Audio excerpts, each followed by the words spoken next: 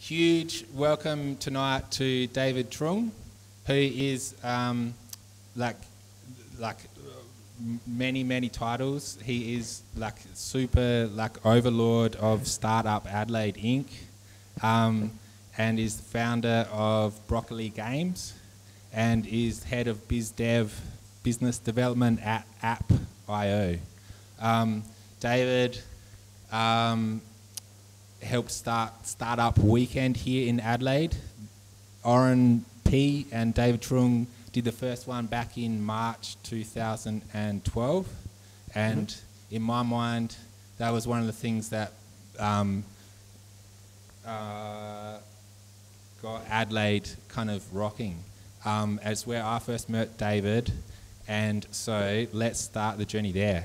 DT. Yep. DT. Can you tell us kind of what inspired you to do Startup Weekend, and you've been away for a bit and come back, and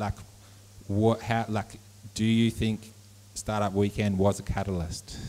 Yeah, I think it definitely played its part. It's strange that it was only in 2012, right, like March, and it's seems so long ago, but it's 2 years ago or something. It's crazy. Yeah. I'm sure you've probably heard this story before, but me and Oren originally we heard about Startup Weekend Sydney, and then we went to Sydney to attend the event. Then once we attended that, we loved it so much that we decided we had to bring it down here, because Adelaide had nothing like it at the time. And we just really wanted to attend another event and share it with the community. So we did that. At the time, a lot of people were saying that there's no tech community in Adelaide, it will never work. We've had people, we made bets with people, and they're like, oh, if you can get more than 20 people, dude, you've won, So that was sort of our proving ground. Then we went ahead with it. Then it sold out, 100 people there or something. We got a lot of support from the community. Piper Alderman, Craig's here. He's one of our first sponsors as well, which was awesome because that helped enable it, and we could leverage that to bring on more sponsors as well.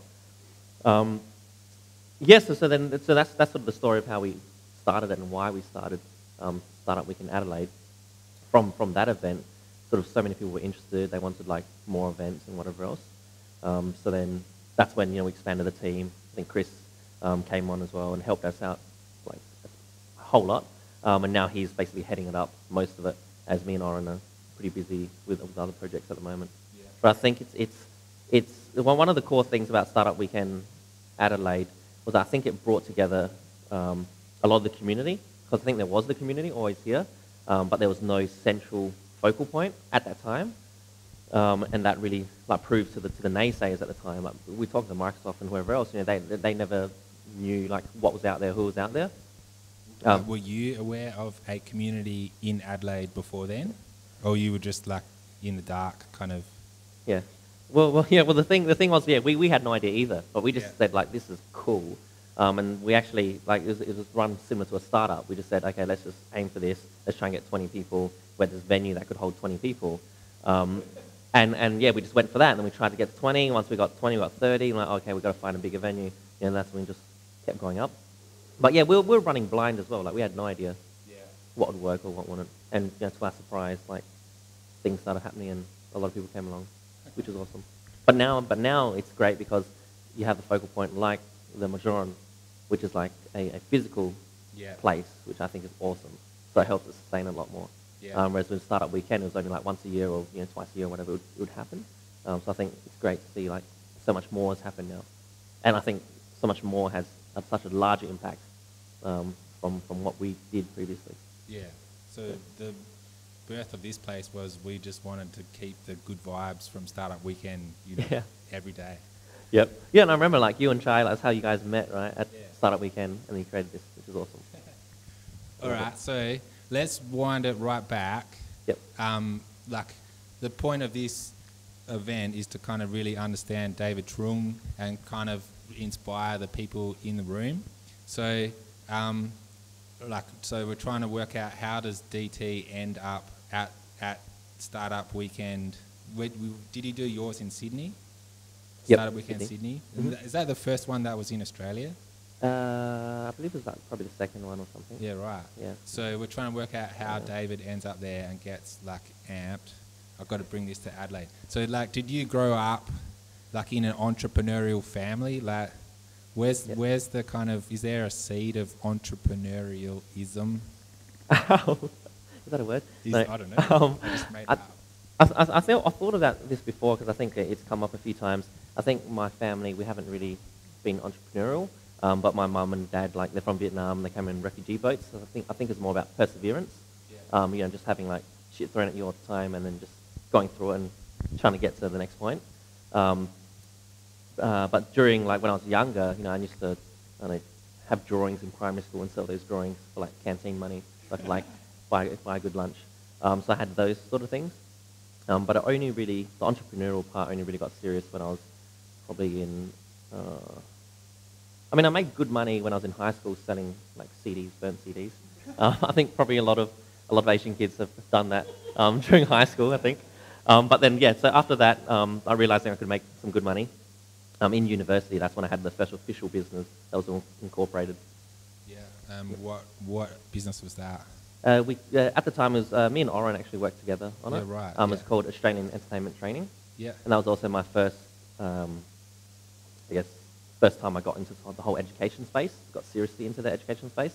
And that was, we're providing vocational training for kids, whether they be street kids, refugee kids, or kids that just didn't want to go to school anymore.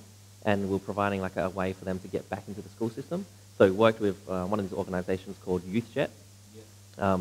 And we basically taught them how to DJ, right? Because that would be a way where they would be interested and they would want to come in to learn how to DJ. Then, you know, we could like funnel them onto other things as well. Then we worked with a few schools and organizations to, you know, continue to implement that. So, were you teaching them how to DJ? Yeah. So at the time as well, I was a DJ. Me and Oren as well. So we used to do that on the weekends. So, like, there's a creative kind of vibe in your psyche. Potentially. Were you producing music as well? Bedroom style? I tried to do some remixing stuff. I think it was more, there was like a bit of desperation in me. So I think the main reason why I got into DJing was because I was in university and I had like no money. I was living on Centrelink. You know, I had like, after paying rent and everything, I had like $20 left. You know, and $20, like when you have a car, that's 1 week of petrol, right? So going clubbing, like, couldn't really do much. So it was more out of desperation that, you can make a lot of money from DJing. It's reasonably easy at the time. Yeah. It was less competitive. So that's probably the main reason why. Yeah. That's cool. And how long did you keep that, like not the DJ, but the business? Yeah, the helping kids out business. Yep. So Australian Entertainment Training, it wasn't just to help kids out. We actually were the a training arm for, I think a lot of people may know David Bartholomew, who runs Griffin Alliance. So we were running the training for them. So basically they're basically like an entertainment hospitality business. So we were helping to train their DJs. And then, you know, they would get first pick of the best DJs or whatever else.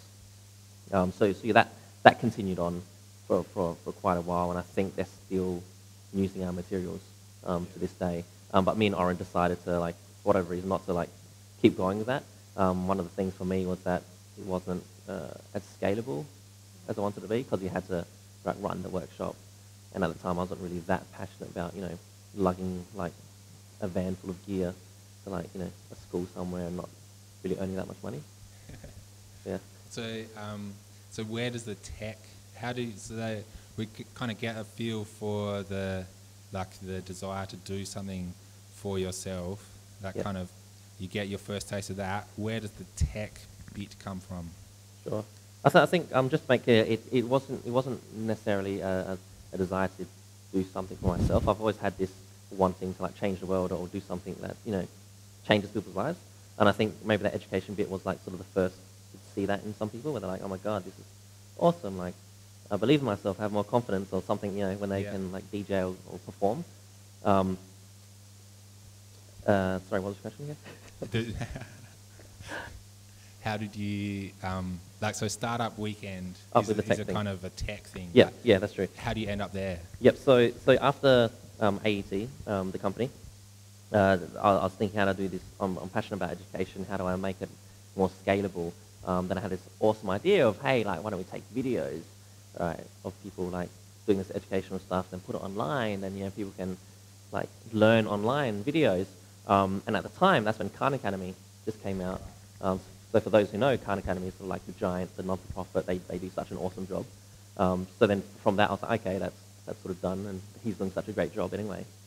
So then that's when that was when iPads and iPhones and all that stuff started coming out as well. Was there DJ? Surely there wasn't like DJ classes on Khan Academy though. Yeah, there wasn't, but that's true. That's true. You but thought it was inevitable. Yeah, I mean, maybe. I mean, there's like DJ workshops that are sort of online at the moment, but DJing wasn't really my passion. It was more the educational aspect. So I wasn't teaching people how to DJ. It was more contributing to, like, giving them tools of some sort in whatever educational aspect that was. Using technology. Yeah, well, technology is more just because you can create scalable change with technology. Yeah. Like, you can influence a lot of people, but through other means, but technology you can't reach like 1 billion people or something. Without technology you can't reach. Did you like start trying to teach yourself code or like trying to hack stuff together yourself? Yeah, I mean I have a computer science degree as well, so I've always been sort of doing some web pages. I thought you studied stuff. law. Yeah, law and computer science. No shit. Wow. But I was more on the law side than the computer science. The computer science side I was more. It was different stuff. It was like infrastructure, networking stuff that I was enjoying at the time. That's cool. But yeah, the main thing that I saw was that the whole the revolution that was happening with mobile devices. Because at the same time, around that time, I was working in schools as well. Because I knew I wanted to do something in education. Wasn't quite sure. So I got a job in a few schools, sort of helping them like implement their technology. And the things that I could see was they were basically throwing out all these mobile devices, iPads and whatever else. But no one knew how to use them, and like the government would give money to schools, and the schools would purchase like an iPad for everyone, but the teachers would have no idea how to use it, and the kids would just be like on it, surfing the web or going on Facebook or whatever. So there was some like disconnect there, where it's like something's wrong here. That's cool. So and then shortly after you end up at Startup Weekend, Sydney. This timing's got all mixed up. I'm not sure where we're at. Startup Weekend Sydney. Startup Weekend Sydney was before I started working in schools. Yeah, right. So I went to Startup Weekend Sydney. The project there was called. It was originally called Classmate, and it was like a school project thing as well for teachers. Basically, like a. Did you pitch that idea? No, so I joined another team. So I pitched an education idea as well, but then this other guy like pitched a better idea. Then we joined. I joined his team. An interesting thing about that, funny thing, was it was called Classmate, but apparently News Corp had the trademarks to Classmate, so we got a bit of publicity, and then like News Corp sent us a cease and desist. And yeah, it was funny at the time, because we're a team of we had nothing basically, and so that's a good tactic. Yeah, exactly. So we quickly changed the name of that. It turned out to be Teacher Time. Yes, that came out of Startup Weekend Sydney. And then after that, I think I went to Startup Weekend Melbourne, and that's where I formed Broccol-E-Games. Yeah, cool. I found the team there, and we formed Broccol-E-Games. And is that the Startup Weekend Melbourne, that's before Startup Weekend Adelaide? Was it? Anyway, so you went to Startup Weekend Melbourne. Yeah, okay. And you pitched Broccol-E-Games. Yep, so I pitched, I think that what actually happened was so this was before Startup Weekend Adelaide. I went to Startup Weekend Melbourne, and the reason why I went there was because I was meant to be like training or like watching them how to, watching Startup Weekend, how they organise and logistics and things like that. Right, yeah. But then, for whatever reason, I decided to join in instead. So then I joined this team, and then one of the guys, he's one of who was an ex-co-founder of Broccol-E-Games. He was like an awesome iOS developer, and he had sort of this idea of like some sort of like game that would have this bird jumping around. So then that's when I joined that team, and that's what we created over the weekend. Cool. So, and that is like the birth of Broccol-E-Games? Yeah, that became Springbird, Massive Springbird, which is sort of the main title or the longest title of Broccol-E-Games. Yeah. Cool. So, like so for the benefit of everyone, can you tell us about like your Broccol-E-Games kind of journey? Because like after startup weekend, you like kind of keep hacking away, and then eventually you get like you get to take it to the next level. Yep. Yeah. Yeah. So it's all relative, I guess. Like the next level from a hackathon is an accelerator. So after startup weekend Melbourne, we applied for a few accelerators. We had a few accept us, but because it was a three-person team, and two of the people were already in Melbourne. So then we decided to go for the Melbourne accelerator, which was AngelCube. Yeah, and then we worked on that for the next like 3 months, like full time. So two of us worked on it full time. What was your experience like going through accelerators, or the AngelCube accelerator? Yeah, AngelCube was awesome. I loved it. I'll definitely recommend AngelCube to like a lot of people, like anyone that wants to build up their business or accelerators. I mean, in South Australia we have Innovise now. It was definitely worthwhile for where I was at the time. You know, not having much experience in building businesses, not really knowing how to validate or do customer dev or build a product. Essentially, it was a great sort of testing ground to learn. And you had some investment, and you had some sort of social proof, in a sense. Social proof as in you get to kind of something to kind of tell your mum, like, or like your parents, like, hey, like this is legit. Is that what you mean? No, not, I mean, my parents never really understood it anyway. Yeah. Because I have a law degree, and they were like, why don't you become a freaking lawyer and earn a lot more money? I was eating tuna and beans at that time as well. I was very poor. The social proof as in, I guess, going to startup events or going to like investors or being able to have those conversations with certain people, because they say, hey, I'm part of AngelCube. Yeah. We've been vetted to an extent. So I got to meet people like from one of the investors from one of the principal investors of 99 Designs. People like that I'd probably would never really be able to get in touch with. Yeah. And like, did AngelCube take you overseas as well? Yes. So we had sort of so all of the accelerators, most of the accelerators, they have a pitching trip at the end of it. Yeah. So we all went over as a class, essentially, to the Valley and also to New York at the end of it. And then that's when we tried to pitch and raise money and whatever else.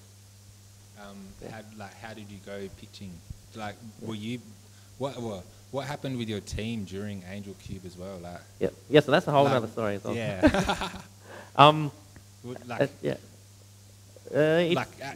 Accelerators aren't easy, are they? Like they it's 12 weeks full on. Yeah, well, ours was probably closer to 4 to 5 months. Yeah, right. So it's definitely very intense. I mean, running a startup, like even without an accelerator, is intense. Then running a startup in an accelerator with like no money and in a different environment is like crazy intense.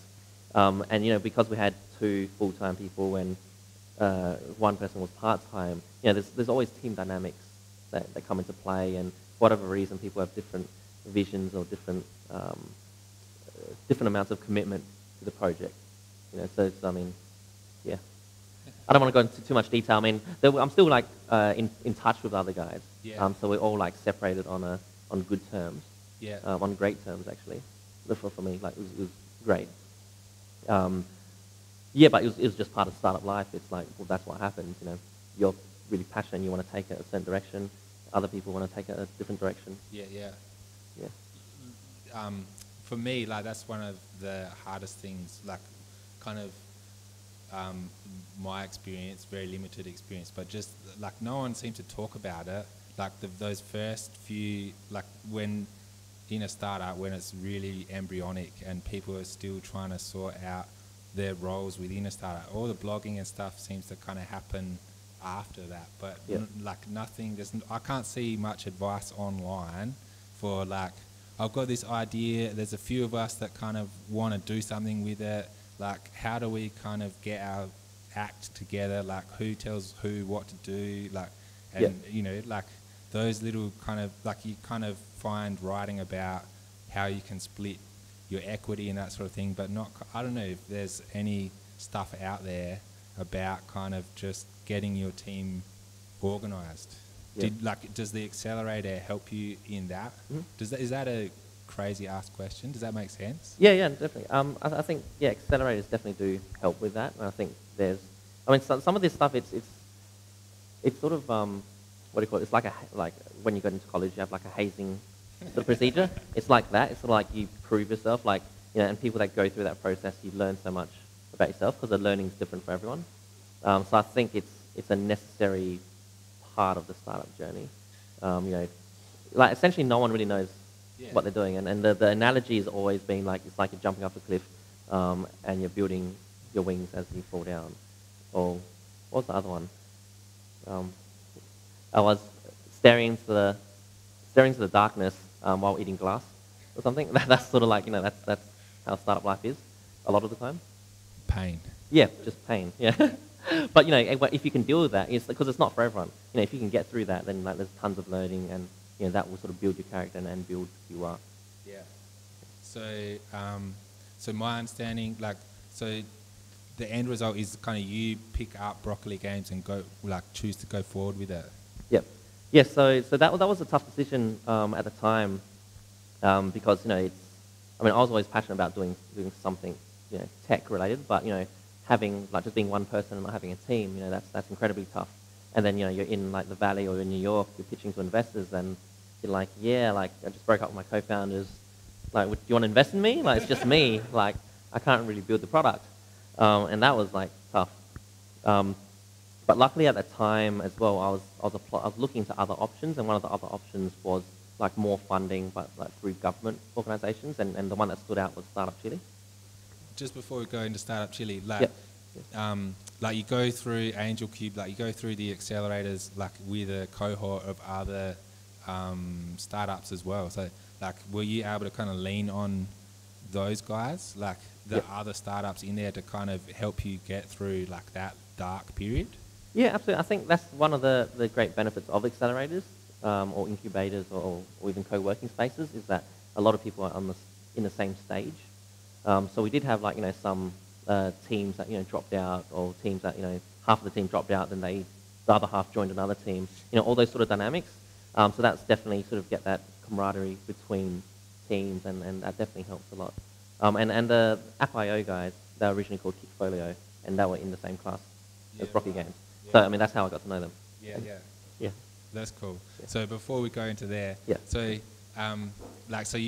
basically, in essence, you went through some pretty dark times. You were eating, when you're eating, ramen every day, 2-minute noodles every day, sometimes you can't even bother cooking them, you eat them raw.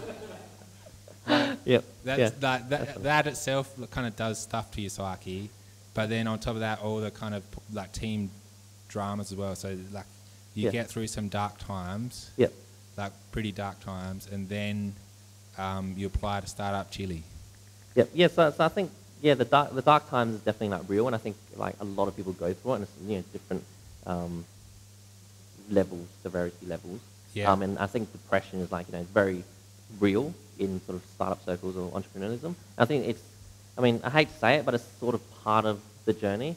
But these days there's so much more help or networks and support structures you can go to help you out.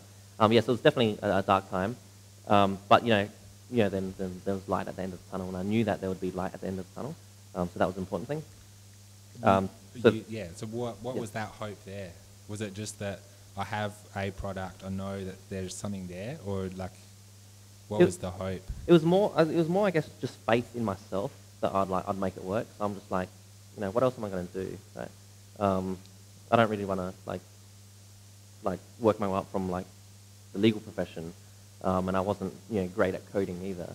So I'm this is my step up. Whether or not I make $1 billion out of this or not, it doesn't matter. It's sort of learning. Each step is a new learning experience. You're just going to make it work. Yeah, and make it work to the extent as much as I can, and then when it's ready to move on, I'll move on from that. That's cool.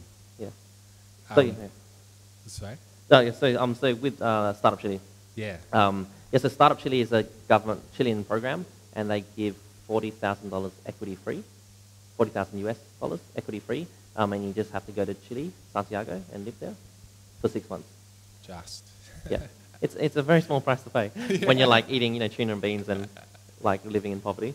So that was like a huge plus, definitely. How, like, so was there any, so you were living in Melbourne at the time? Yep. Or did I you was, come yeah, back to? I was come couch back- surfing at a friend's place.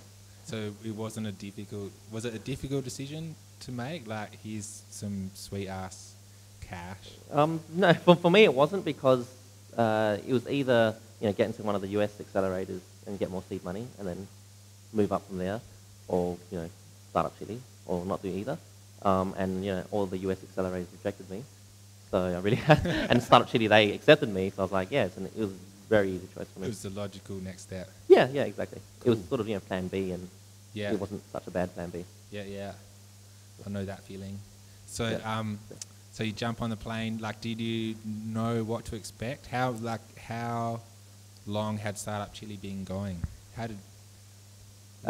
So Startup Chile, they have been going for 2 years, right? 3 years, and they do like 3 batches a year. So they haven't been doing it for a very long time, but they iterate so fast. Yeah, right. But there's like 3 batches of 100 people, like a year coming. So it's like 300 people a year coming into Chile. So they're iterating pretty fast. That's cool. Yeah. So, can you expand upon your Startup Chile experience? Yeah, I mean, the biggest thing I got out of it was I met my lovely partner, Adriana. We met in Chile. She has her own startup as well. So that was the biggest thing. Second to that was, the having the equity-free money to like, one, to survive, but also just to like pump that into the company was like a huge plus. Being able to just like experiment more and just like implement things that I need to implement, hire a developer, build a team from that. That was definitely like so useful. But you were there for 6 months. Like, Yep. you had like, what would like? It's not no strings attached cash though. Yeah, I mean, I was there for probably closer to 7 or 8 months. Yeah. But for me, it was definitely worthwhile. I'm not really tied to any location, so for me, it worked for me. What's the startup? How big is Santiago? Santiago, it's probably like Melbourne or something, I'd say. Yeah, right. I mean, it's their capital city, yeah. so it's like Melbourne, Sydney type size. Is it like, what was your experience of it? Santiago is interesting because I think it's very similar to Australia in that they have a very strong mining is very strong and wine is very strong, and they're very conservative culture. So it's like basically exactly the same. The closest analogy to Australia I could find. So they have very similar problems, but they got the Startup Chile program, which I think helps bring in talent. Like similar problems in their startup culture, as in the focus is on mining and wine. Yeah, I mean, if you've got like $1 billion, right, and you want to grow your money, you're going to put it into like a high-risk startup that's 99% going to fail. For the next Or- copper mine. Yeah, exactly. Or just put it in the ground and like dig up some gold and or oil, and like that's a guaranteed return. So it's logical. So it's a very tough slug for them, and like in Australia, to try and change that whole mentality. Is there is there some kind of name brand Chilean startups, or they're doing like South American kind of? Yeah, I think there's a few big South American startups that are doing well. From my knowledge, there aren't really any like worldwide ones. But the thing is, South America is a huge market anyway. That's a massive market. Like, this is where my ignorance is showing. What do they speak? Are they Portuguese or Spanish? So they speak Spanish. Brazil speaks Portuguese. Yeah. So it's like Asia, but not as many languages. So it's sort of there's a lot of advantages to attacking South America as opposed to Asia. Because Asia has so many cultural differences, language differences, and whatever else. And there's like the links to Europe as well. Yeah, exactly. That's cool. So 100 people Each batch, yep. each batch. 100 people or 100 startups? 100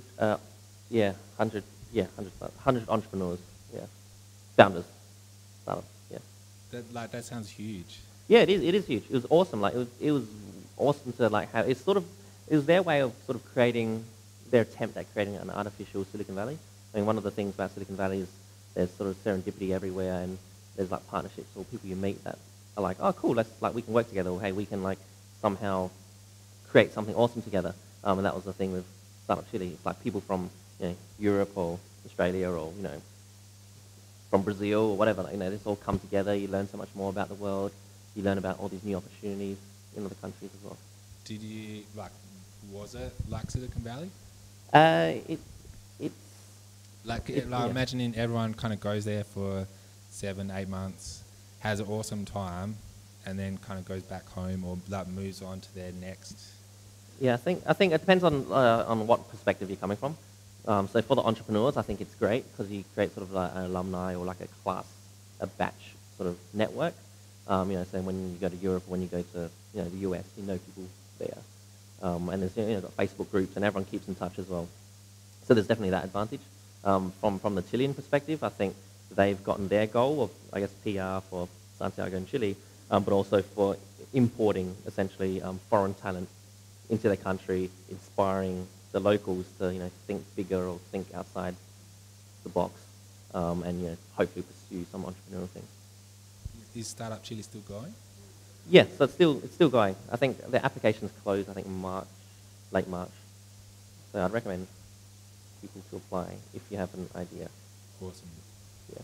Cool. So, Startup Chile. So when were you there? When was I there? October. October last year. 12? Yeah. Yeah. Yeah, cool. So it's in a beautiful country as well. They're such a great, because they're really long.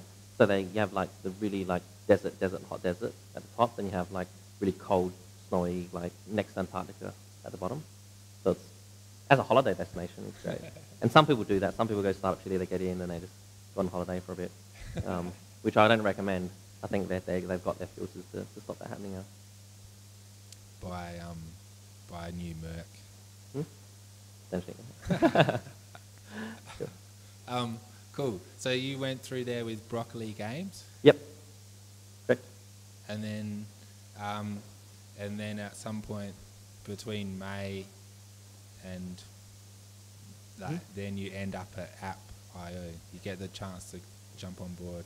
Yeah, so I'd kept in touch, and this is one of the great things about AngelCube or accelerators, is that you keep in touch with your batch mates. So I kept in touch with what was known as Kickfolio back then, with those guys, and we'd been talking to each other, and every now and then they'll joke around saying, hey, you guys come work with us, hey, we're in 500 startups, hey, we're like doing this, like, come over, and then I'd always be like, yeah, like, it's funny, you come work with me as well in Chile. But then eventually, these conversations got more and more serious as Startup Chile was winding up. Then they made a formal offer, then I was like, okay, as long as I can still work on my other projects, and, it's such a great product that they're building, and the technology stack is amazing. And there's tons of potential, so I was like, yeah, of course I'd go to the Valley. Then I came back to Australia for like 1 month, and I did the whole visa stuff, and then... So that's like June, July or something? Yeah, probably. Perfect timing. Yeah. Like winter here. Yeah, exactly. So I've had like a few straight summers going on, which is awesome. It sounds sweet to me. Yeah. So, like, for the benefit of our audience, can you explain? I guess I should are you where are you going with Broccol-E-Games now? Like, that's still going strong? Yeah, absolutely. So Broccol-E-Games is still profitable and still making money. We haven't developed any new games yet. Maybe in the next 6 to 12 months we'll develop a new game. But yeah, it's going well. I guess for the benefit of the audience, like Broccol-E-Games develops like iOS apps for kids to kind of improve their math. Yeah, so we develop games for children between the ages of 4 to 8 year olds, 8 year olds, 8 years old. To practice their math. Yeah. Still kicking ass. Yeah, I mean, it's going well for like, I mean, some would call it like a lifestyle business or a passive income. It's making much more than passive income for me. So it's going. What's the model for that? Is that like how are you getting the word out there? So I mean, like, is it just people searching for? Like it's just parents searching for maths something. Yeah. in the App Store, or you're like you've got some channels like through education something? We don't do so much enterprise stuff, so it's more like organic or optimizations that we've done through the App Store or marketing sort of efforts that we've done. But that's like a whole other topic. I can talk at length about user acquisition on mobile. That's a very deep topic. Yeah. But just to give everyone some idea. Okay, Yeah. and then moving things along, like you get like this offer to jump on board App.io. Had they changed their name? So I guess just briefly, tell us a bit about Kickfolio and App.io. And like they go to 500 startups, which is another big accelerator over in Mountain View. Yep. So Kickfolio started off as a portfolio for developers. So basically what would happen is, you're a developer and saying, hey, these are all my projects that I've done. Hey, look, I also create mobile games, and here's like a mobile game that I've created. And that was the interactive component. But what they found was people were most amazed at the interactive mobile application aspect, and no one really cared about the whole portfolio. This is my name, this is who I am. So then, they pivoted and took that part of technology, and that became Kickfolio, which they renamed App.io. Yes, that's sort of the quick background. And they got into 500 startups. We raised like a million plus seed round. A seed round. So where are App.io now? We've got like money in the bank. We've got customers paying customers and whatever else. We're probably, I don't know how much I should share and what's public or not. But maybe Series A like in the coming months. Cool. Yeah. All right. And I guess one thing I'm really keen to hear about is kind of your role, like your business development role. Like, can you tell like what is a business development role? That's a tough question. Like, how does it fit in with marketing? Like, what are you doing day to day? Yep. So to make it clear, I'm trying to work that out myself still, right? So it's such a broad term. For me and for my role in the company, it covers basically everything that's non-technical. So whether it be business dev as in partnerships and strategic partnerships to like sales, and that could be cold calling, or it could be like warm sales, or converting people, optimizing the funnel, to marketing, social media stuff, to like just customer service, just making sure people are happy as well. So there's a whole range. How big's the team? So we're about 8 people. We have 1 designer, myself, and then everyone else is a developer. And you're all over in the valley? At the moment, we are. We've had a company trip to the valley, but now I'm the only one that's not in the valley.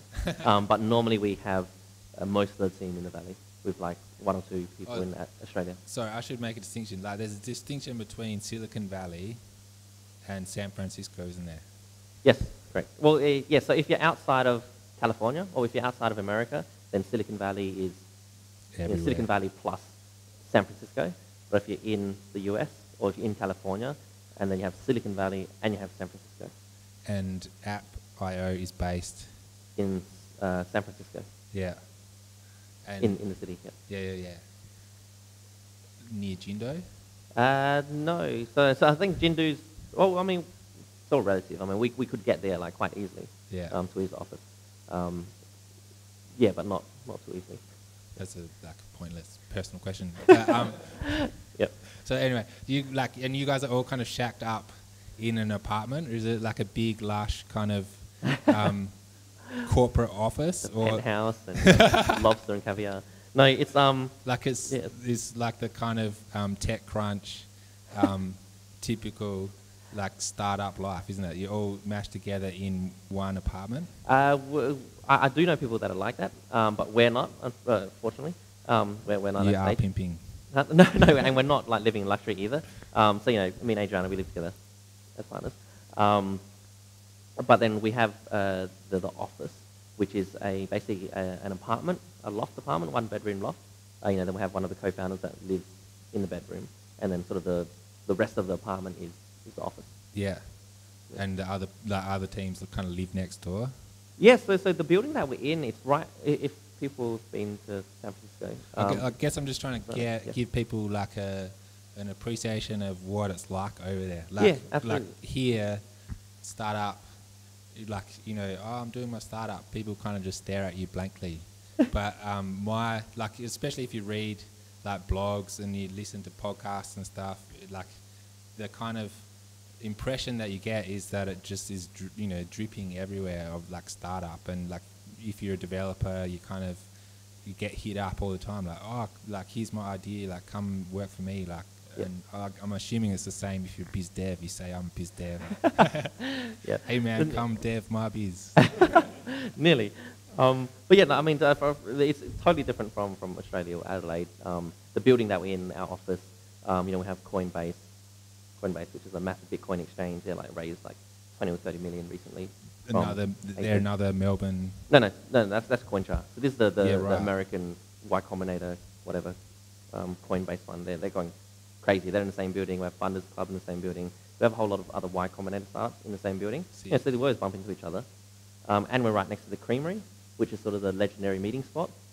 You know, so there's always like people there. I think Adriana like saw Peter Thiel there last time, like just buying a coffee, and he's like, you know, ex-PayPal co-founder and whatever else. I've seen, yeah, like it's totally different. We got TechCrunch like offices like down the street, and we got Dropbox on the other side, and yeah, GitHub's like close to us as well. So. And so do you get like, is that kind of overwhelming? Are you just kind of sitting there like peaking, or like is it just down to business? Like everyone is kind of I think just doing their thing. Like that's just normal. Like, hey, this is San Francisco. I think when you first get there, coming from I guess Adelaide or Australia, and if you're really into the tech stuff, you know, after you've done the whole tours of Facebook campus and Google and you know Microsoft or whoever else, like Twitter headquarters, once you've done that, and then it's sort of like, okay, you get it out of your system. Then it's like normal. But just do work. You just do the grind. I guess the other kind of that is promoted is there's this kind of like events like this happen all day, every day, like breakfast, lunch, you know, evening. Everyone's having dinners and stuff. And like, is that true? Is that your experience? Yeah, I mean, there's always stuff happening. There's always events of like ranging from all these different like mobile or non-mobile, or like I don't know, there's like the whole like women in technology stuff happening now. It's like it's great. There's so many things happening, but you know, of course, like not everyone has the time to go to one. But yeah, it's great that it's there if you want to network and if you want to go to those events. So I guess I'm asking because like I started off tonight saying that, you know, the world has shrunk and like you can do stuff, you can do amazing things from Adelaide. Yep. But like maybe it's just the blogs I read and the podcasts I listen to. Like it seems to be that, you know, San Francisco and the Valley is like the center of the kind of tech startup world that we live in. And it seemed like, I think about, I don't know, it just seems to be like all the winning teams are over there. You know, like if you want to do something well, if you want to do it properly, in your mind, do you have to be there? Like, is that the spot to do it? Like the guys from App.io, like they raised some serious money and they went there. Like, and Jindo from Adelaide has raised money and he's gone there. Like, is that what you have to do in your mind? In my mind, and for the things that I want to do and the change I want to make in the world, it is. Just because, you know, there's the ecosystem, the talent, the partnerships, the other companies, and the VCs and money. I mean, like one of the things that we learned through AngelCube was, you know, in AngelCube we were going to Melbourne and Sydney pitching, and even I went to Adelaide to pitch at some events here. And you know, when I talk about Broccol-E-Games and this is what we're going to do, they would be like, you know, oh, some of that stuff is ridiculous. Like you'll never get that big, you know. It would be like, you know, like stuff like that, and I'll be like, what are you talking about, right? Then I'd go to the Valley and pitch, and people would say that's way too small. Like we're never going to invest in that, right? Because that's like, what are you going to make? Like a few $1 million or $100 million, whatever. Like they don't care, right? They're like, you know, how are you going to like go $1 billion, change the world? Like how are you going to touch 1 billion people? You know, that sort of stuff. So the VCs and the expertise there is so different, and they're willing to take the risk. I think it was the same story of App.io. You know, they tried to raise some money in Australia, and we have like I think one Australian investor. But a lot of the other Australian investors just didn't understand it. They just didn't understand the whole mobile, the coming change, and what's happening in the market. Whereas in the US, they understand it. They're in touch with everything. They know what's the next big thing. Like imagine if Snapchat started in Australia, right? It would have gone anywhere, right? It couldn't survive that growth without the money. But in the US, it could. Like it seems to me like they're kind of constantly thinking like, well, in 3 years' time, like they are thinking, they're much more forward thinking. I don't know, maybe that's just what I'm reading, but I think the focus is definitely different. In Australia, the focus is on short-term gain or making money and profitable money, whereas in the Valley, especially, it's more about how do you own the market, right? So it's not about you making money or $100 million within the next 5 years. It's about how do you become the number one player where everyone's using you, because once everyone's using you, flick that switch like Facebook is doing, or Twitter, they make tons of money, just like that. So it's a very different. It's not either right or wrong. It's just a very different outlook. Yeah. That's cool. Bigger. Okay.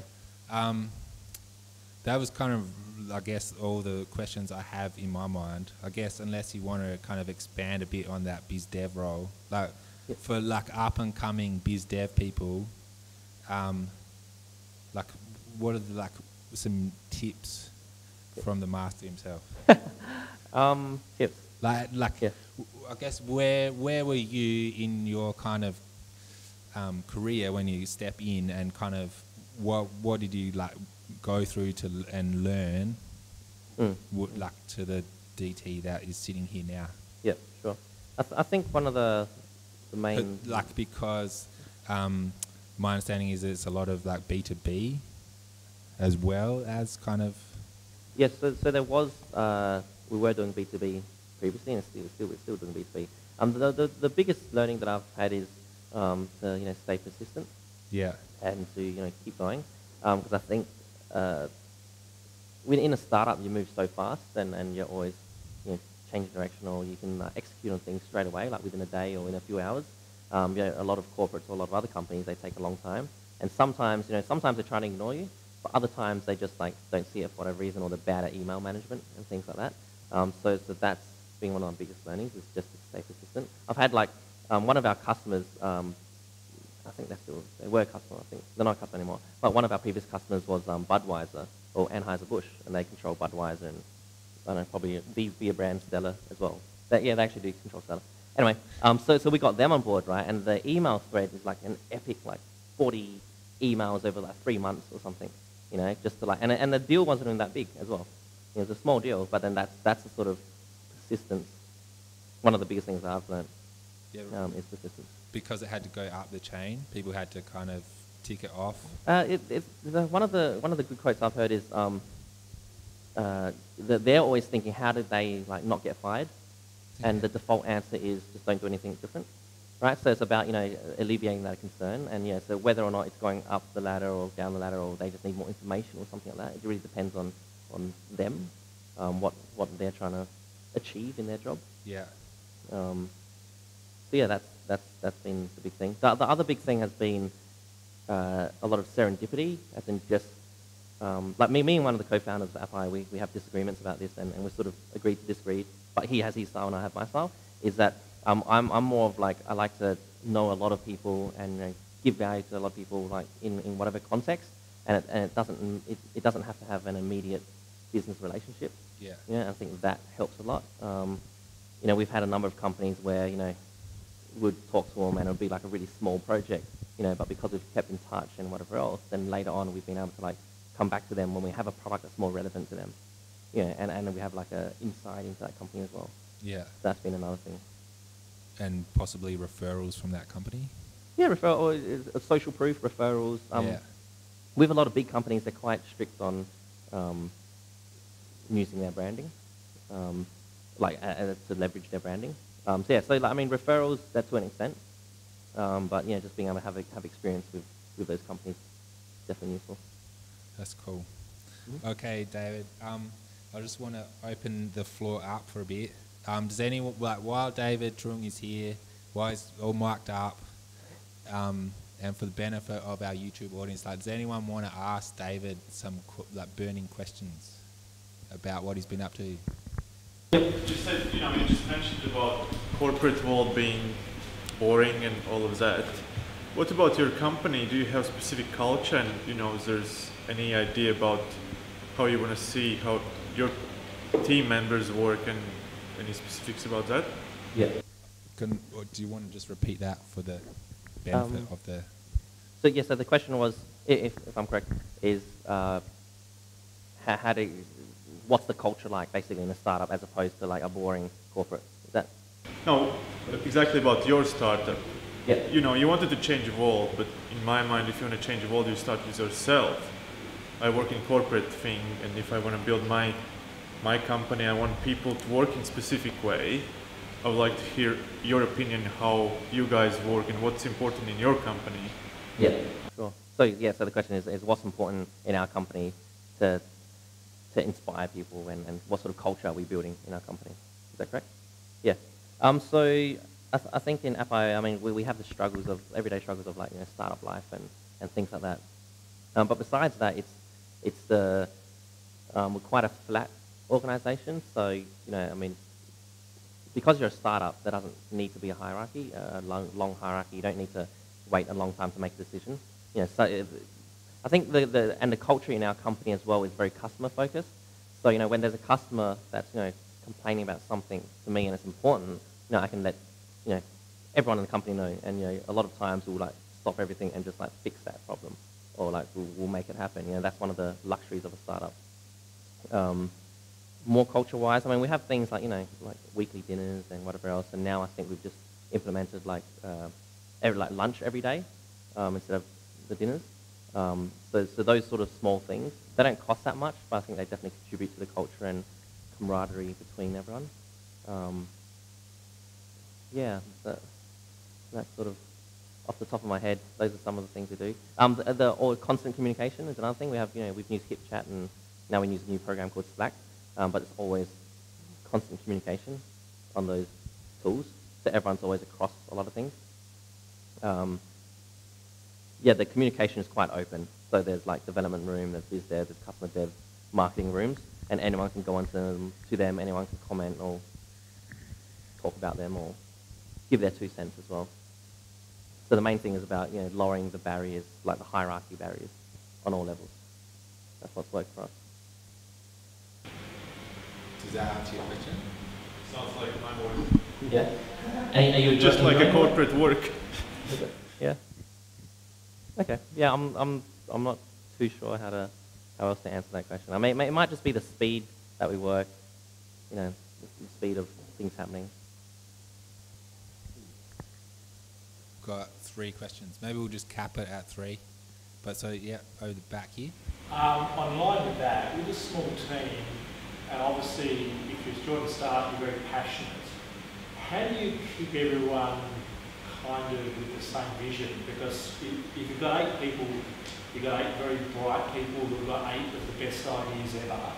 How do you maintain focus so one person doesn't get annoyed that you're not using Node.js, whereas someone else wants to use XYZ technology or something like that? Yeah. That's a very passionate belief in a small team. Yeah, definitely. I think that's... Yes, sorry. So just for the benefit of the tape, the question is, you've got a small team, everyone is kind of passionate about the product, and everyone has their own ideas about what's best for it. How do you deal with that? Yeah, and I think definitely in a technology sense, like what technologies you can use and whatever else. I guess I'm not part of the tech team, so I'm not fully into those discussions. But from my observations, we're still struggling with it as well. That's part of being a startup, and you learn as you go along. But I think for us, it's mainly been about just having open discussions, and it's not like we try to be less emotional and more logical. So I guess a real world example would be that one of the exercises that I did recently was mapping out exactly what needed to be done from the customer's perspective. So we're trying to achieve this thing, and and what needs to happen on both sides, on the customer side, on the publisher side, what needs to happen, right? Then we step through that process of exactly, okay, they open their phone or they open their computer, they go to this is what happens, and that's when we list it out and brainstorm like all these different tasks that need to happen. So then for us, I mean, that's the plan that we're working on at the moment. That's sort of given the focus to the team, and that's sort of, we've referred back to that. That's one of the things that we've implemented recently, and hopefully that works. But it's like, yeah, it's still a startup, like it's still learning, we're still trying out a lot of things. Is it everyone's first startup? No, I don't think so. I think a few of us have had a number of startups beforehand. And so alignment's always an issue. Yeah. I think. And second quick question, talking about openness and stuff, like Buffer app are like, Buffer guys are like completely open, like publishing everyone's salary and stuff. Like, what's your take on that? Is that like a good thing? Is that a good culture? Yeah, I think it's a great culture if that's sort of the company you want to build. Like, I don't see bad things about it. I can see why certain people would be uncomfortable. The perspective I take is, if you're building a company and you're trying to attract certain talent, is that going to stop certain talent from coming on board, for whatever reason? And is that important to you? Do you have to just show everyone's salary? Like, I mean, maybe it could be good. Like, I don't care if people know my salary, but I know that other people might be a bit sensitive to it. Yeah. For whatever reason. I don't know, just something interesting. Like, it just feels like a what am I? Like, just like a younger person thing. Like, yeah, definitely. Yeah. Good on them. Like, I think Stripe sort of started that as well, where they do whole email transparency, where all the emails in the company are available to everyone. Yeah. And that's something that I've wanted to implement in this company or one of the future companies. Yeah. It's interesting. Like, it's on the Facebook trajectory. Yeah, open sharing. Yeah, definitely. Okay. Yes. One more question. Yep.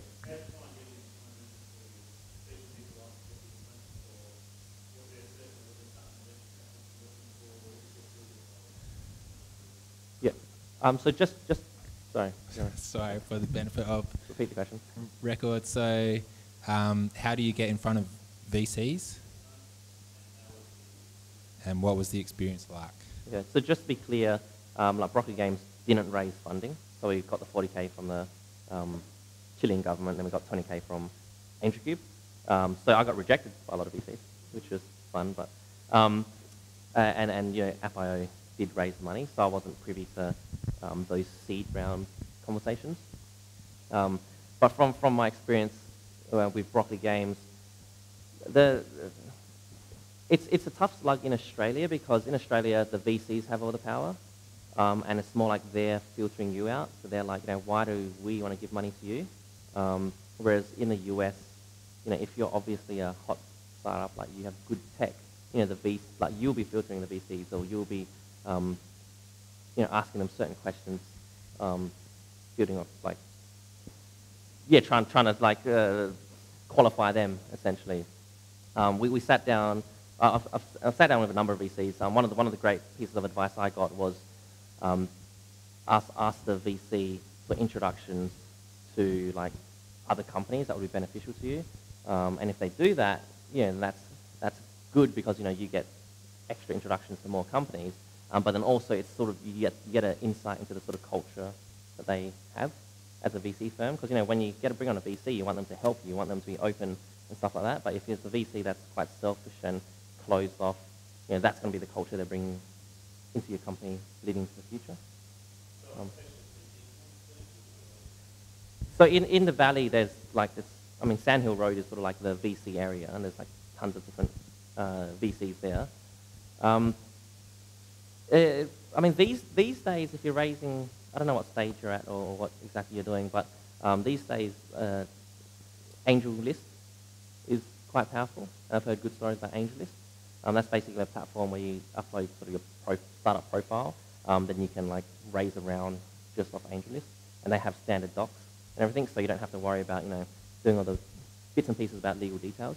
It's quite a lot easier to raise around there if you have a good product and traction and whatever else. Yeah. But it's mostly about networks, VC networks, and leveraging your networks. Excellent. Cool. I think Chris was the other question, wasn't he? Do you know his question? Excellent. Well, like Dave Truong, thank you so much for being a part of Startup Grind Adelaide, and we look forward to having you back on here, like when you're minted. Hopefully. Yep. Cool, Awesome. everyone. Thanks for having Give it me. up for David. Thank you.